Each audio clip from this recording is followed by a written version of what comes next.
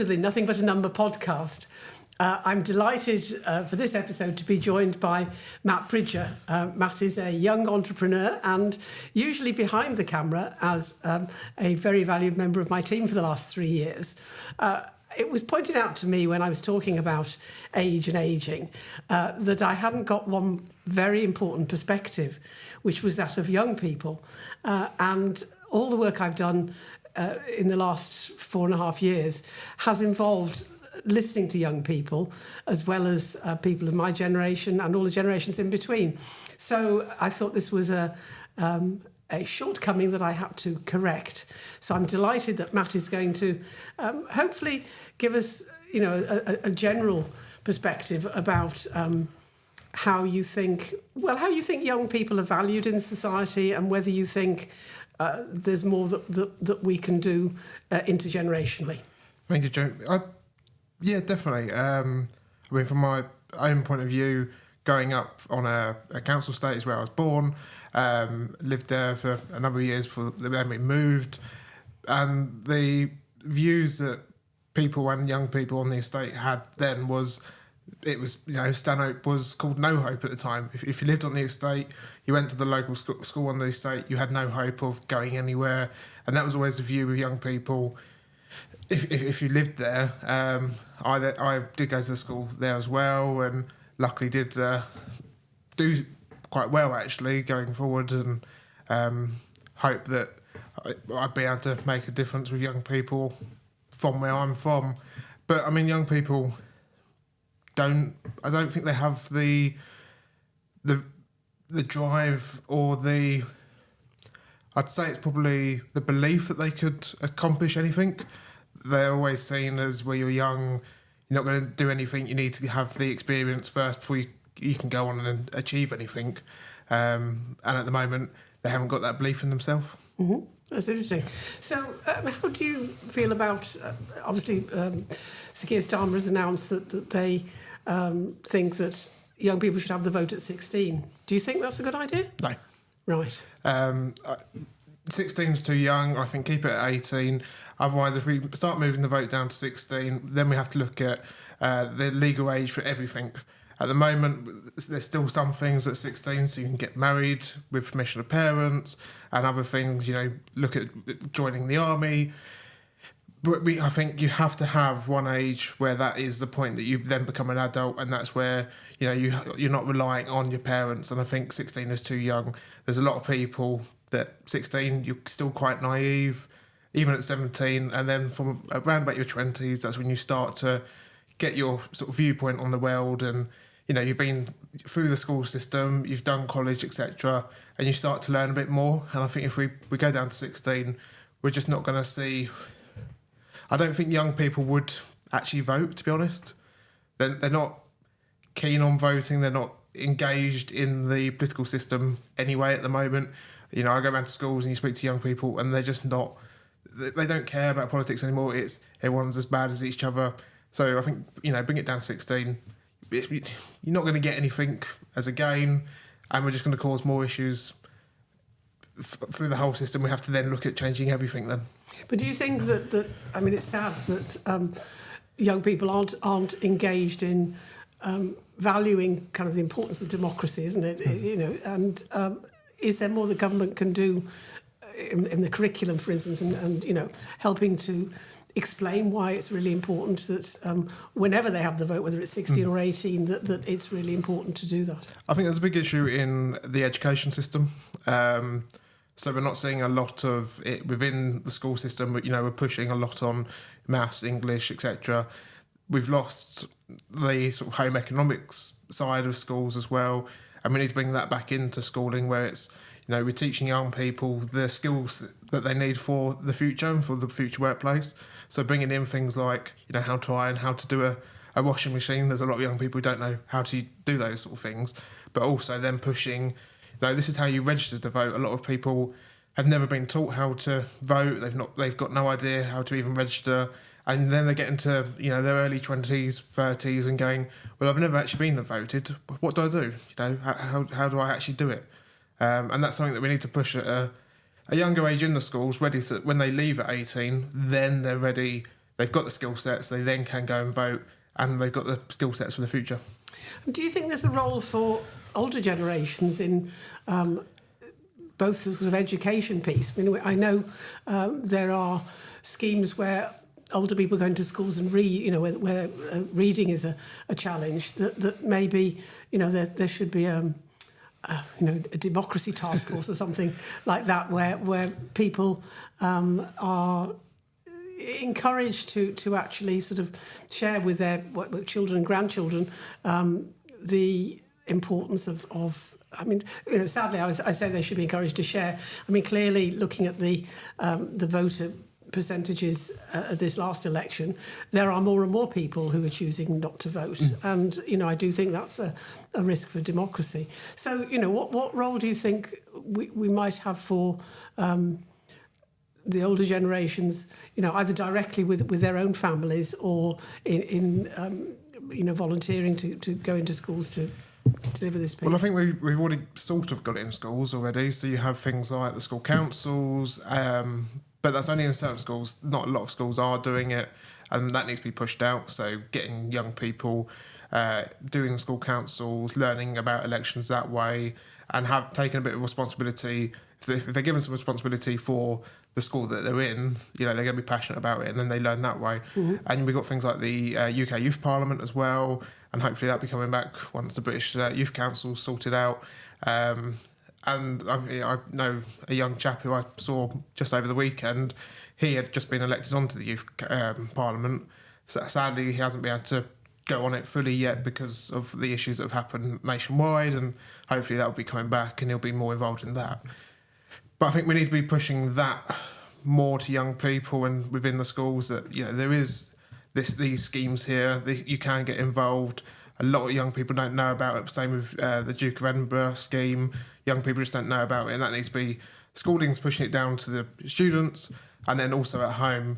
When we have a general election, parents, grandparents taking their young children along to the polling stations with them to show them, look, this is how you vote. Here's a polling card, etc.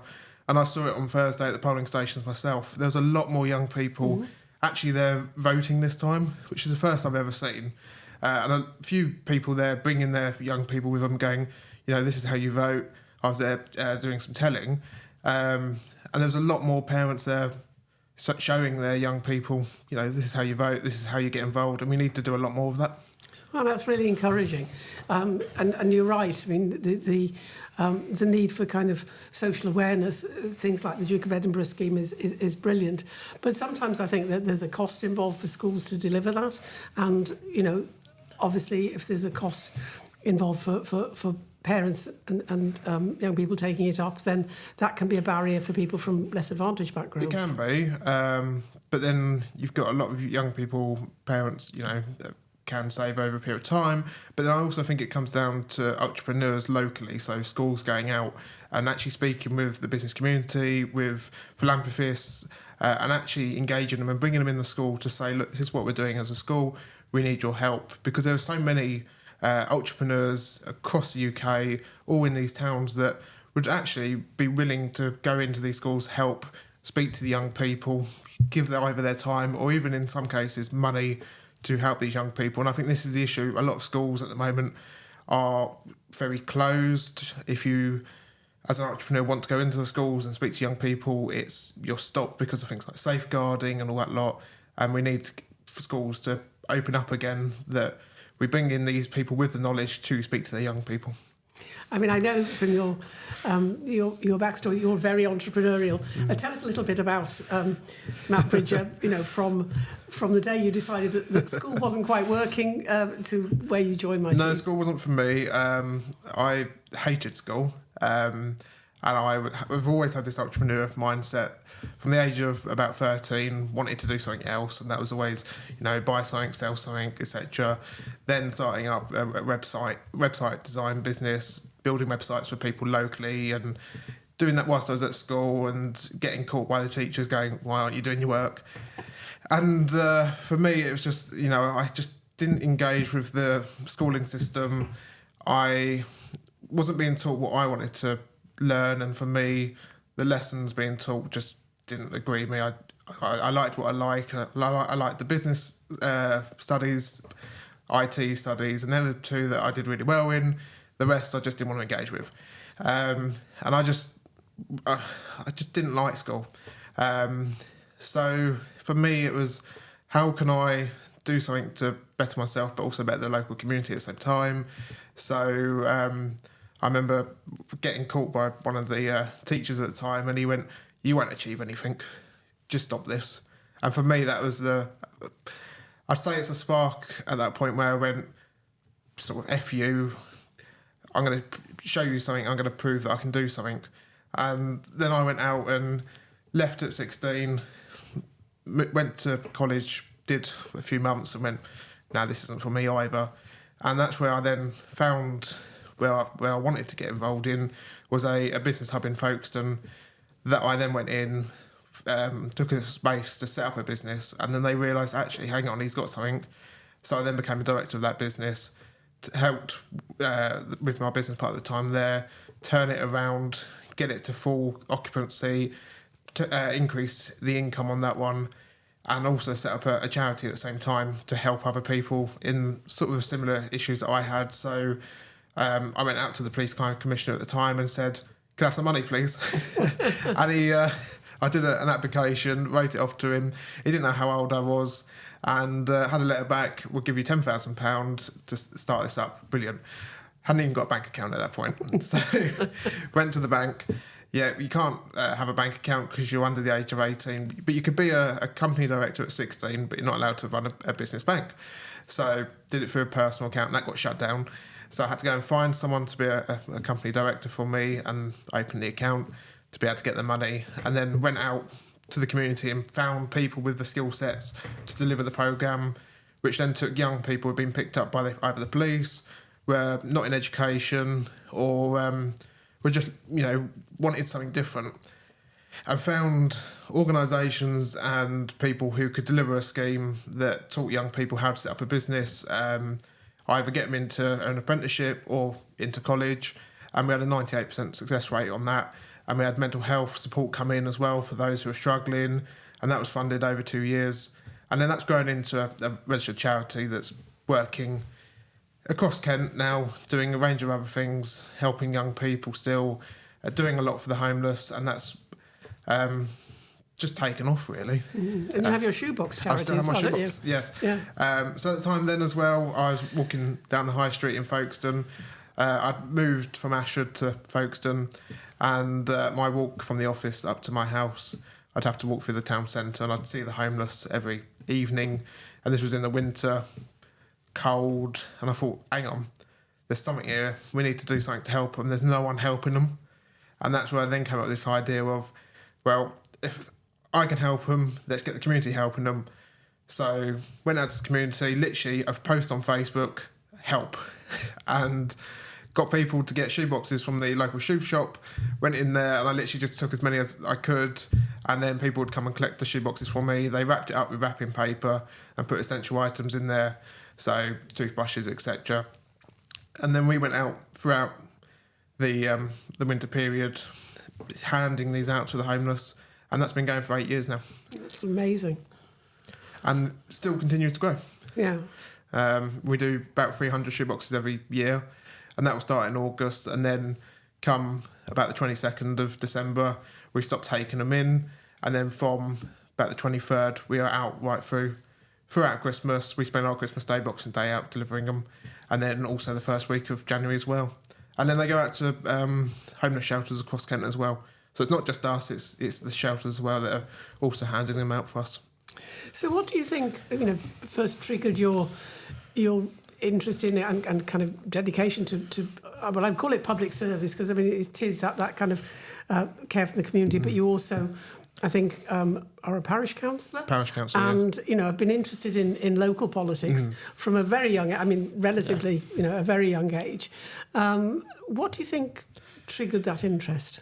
I think it's my time in Folkestone, setting up the charity and trying to help others, made me go, hang on, there's got me another way to also help them on a national scale. And that's where I then looked at politics, and I'd written to the local council leader, to the MP at the time, multiple times about the issues that were affecting people that I was helping.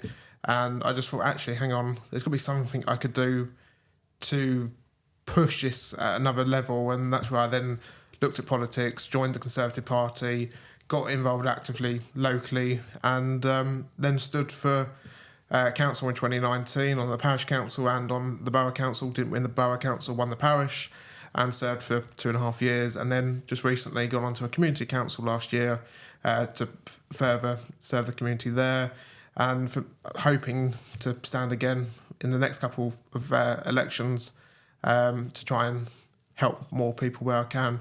But I think for me, it was, throughout my entire life, it's been a lot of people, especially within schooling, saying you can't achieve this, you're never going to achieve that, and constantly being put down. And I went, actually, no, screw it, I can. And there's so many people that I meet that all had the same issue, same experience, but they've allowed it to get to them, whereas I haven't. I've just pushed through it, and I'm now trying to help them go, actually, no, there is support there, you can achieve it. And I think if being an elected official, you can push it a lot more and try and help a lot more people. And I think for me, it comes down to, if I can just put some good in the world and go out, if I died tomorrow, I know I've done a good thing, and I know I've helped one person. If I help thousands, amazing. But if I can help just one person a day, that's what makes life meaningful for me. Brilliant. In this election, we've seen a large number of, from my point of view, very young new MPs. The baby of the house is only 22, and just out of uni. Just out of uni, and says that he has experiences that older people don't have, and therefore, that's quite legitimate. I wonder what you, as a young person, think of. Do you think that there is a sort of a minimum age that an MP should be, or is the kind of wide range of ages an important feature of democracy? I mean, we obviously have the minimum age of 18 to be able to vote, and that's obviously, you have to be 18 to get into the house. I don't think age is a barrier. Age is nothing but a number. I think it's experience. I think 22 is okay, but it depends on what he's done prior to being 22. So for me, I'm only 24. If I was put in the house tomorrow, I'd love that. But I've had 9 years of experience. I've seen the issues that are affecting a lot of people. I've spent time sleeping on the street with the homeless to find out what they do.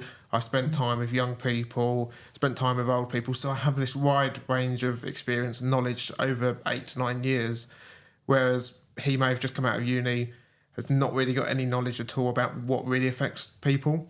And I think that's the key thing. We need to be electing people with the experience and the personal...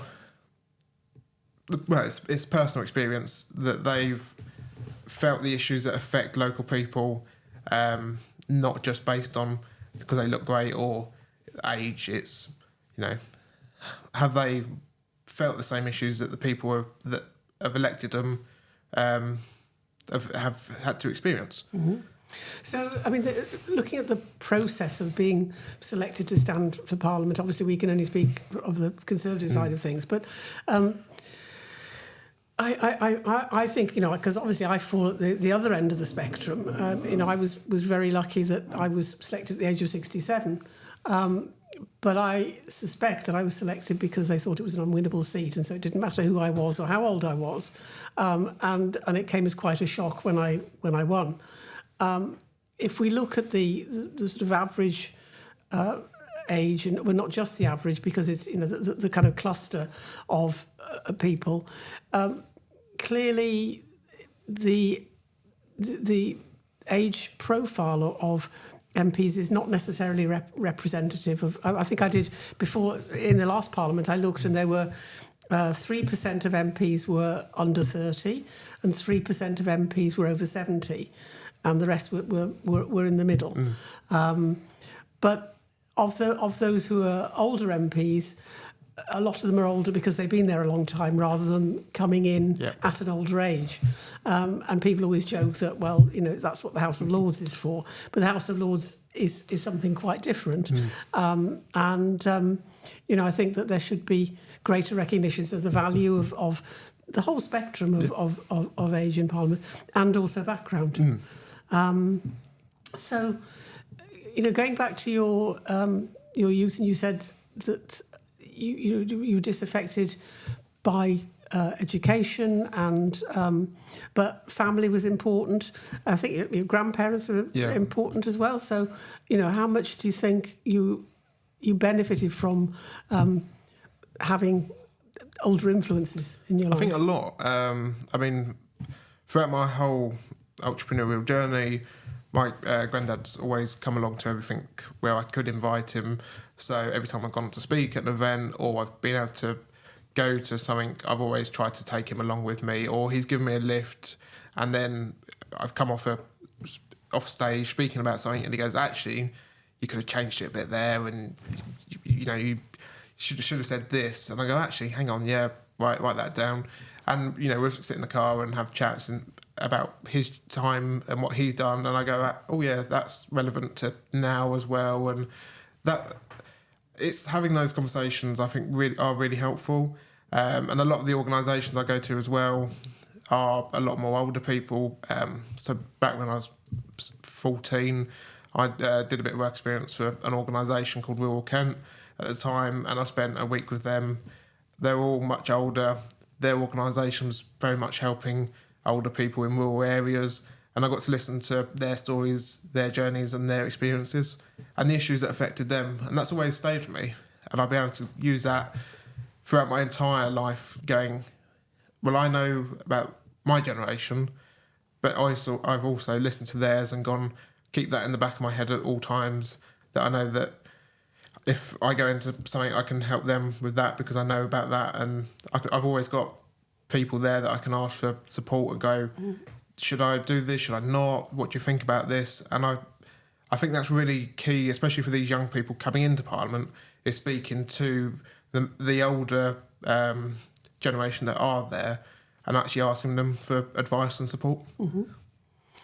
So, very useful to have intergenerational contact and very useful to have a mentor. Yes. And to be honest, at whatever stage of your life, because there will always be people who have got more experience in whatever you're doing. And I mean, that goes, you know, for me at 67 going into Parliament, I was a complete rookie when it comes to parliamentary protocol and everything. But, you know, a lot of experience in what I call the real world outside Parliament. And, you know, that's vital. Do you think that more can be done or should be done in a kind of structured, organised way to connect up older people and younger people? Because we've got a lot of younger people who maybe don't have family close by. As you know, in Stoke-on-Trent, we had a lot of looked after children, people who were sort of separated from family.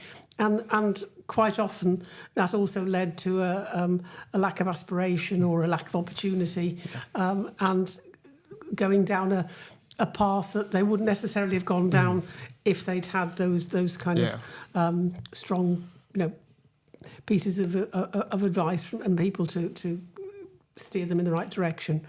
But I'm not sure how we as a society can structure that.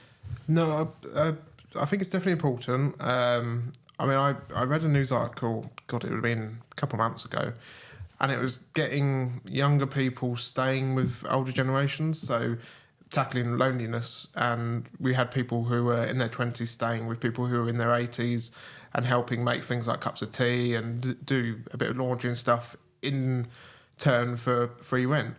And I read that and went, actually, that's a really good idea, because you were getting young people in with that older generation. They sit down at dinner, they have those conversations, and then they are putting that back onto their friends, and it's spreading it outwards. But it's also helping, you know, the older people learn the viewpoints of the younger generation as well. And I also think the time banking scheme, that's really important, and I think we need to see that spread out widely across the country. We had one in Ashford that I went and had a look at, and that's really useful for people who are sort of haven't really got much to do or want to give back to the community, that they can go out and do some odd jobs for people in exchange for some points. And I think that's something that we need to be pushing back on young people, saying, look, get involved in this, because you can then get the experience and the knowledge from the people you go and help, and you can listen to those conversations. Yeah. I think for the benefit of people who don't know what time banking is, it's a really, really fascinating and important concept whereby everybody has skills, and I mean there's not a person on this planet who isn't good at something, and sometimes they don't recognise what their skills are. And their skills might be just a kind of an ability to listen. So time banking means that you use your skill, and it may be that your skill is that you're good at cooking or knitting or mowing the lawn, or that within your profession you have some downtime, some spare time, and you can donate that to effectively a bank, and you give your time doing something, and somebody else can benefit from that, and they give they pay in time rather than money, so they will give and build up a bank of time. So I might want to help somebody, I don't know, with baking, and in return I might need my hair cut, and somebody else will do that, and it's a whole ecosystem which is fantastic. I mean, it's quite complicated, isn't it? I don't think I've explained it very well, but basically everybody has something to give, and everybody needs something, and that's the concept, that you give and you get back in return, but you get something else back, and it avoids the culture of cash, as it were. Which I think is more important now in some communities than ever. Yeah, definitely.